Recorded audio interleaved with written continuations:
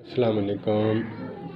ساری زندگی کہتے رہے میں اپنا چہرہ ایسے بنا لوں لوگ مجھے خوبصورت کہیں، کپڑے میں ایسے پہنوں یا ایسے سلواؤں کہ لوگ سمجھیں کہ بہت اچھا لگتا ہے، جوتا میں ایسا لے لوں کہ لوگ سمجھیں کہ اچھا پہنا ہے، یا پھر کہیں شادی پہ جا رہا ہوں تو فلاں کو جلانے کے لیے میں کپڑے ایسے پہنوں گا، یا میں ایسے پہنوں گی، یا میں ایسے سلواؤں گی۔ اسے جلانے کے لیے وہ جلتا ہے تو جلتا رہے، جلتی ہے تو جلتی رہے۔ لیکن ہم نے یہاں رک کر کبھی ایک بات بھی سوچی ہے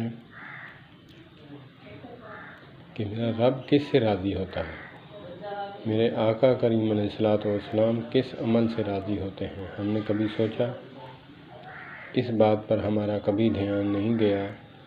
جو کچھ بھی ہم کر رہے ہیں دنیا میں، وہ اس کے پیچھے ریزن یہی ہے کہ ایسا بنا لوں اپنے آپ کو لوگ کہیں واہ واہ کر اٹھیں۔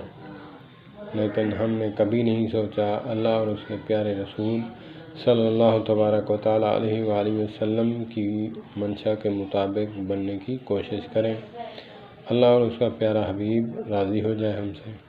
یہ ہم نے کبھی کیوں نہیں سوچا؟ اللہ پاک ہمیں اس پر عمل کرنے کی توفیق عطا فرمائے۔ اس میں بہت مزہ ہے، دل کو سکون ہے، اور انسان کے اندر جو ہے ڈپریشن، تعصب، حسد، کینہ، بغض یہ نکل جاتا ہے۔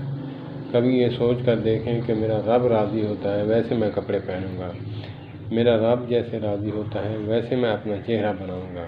اللہ پاک ہمیں، اللہ پاک مجھے عاجز کو بھی توفیق دے عمل کی، اور دیکھنے والوں کو بھی۔ السلام علیکم ورحمۃ اللہ وبرکاتہ۔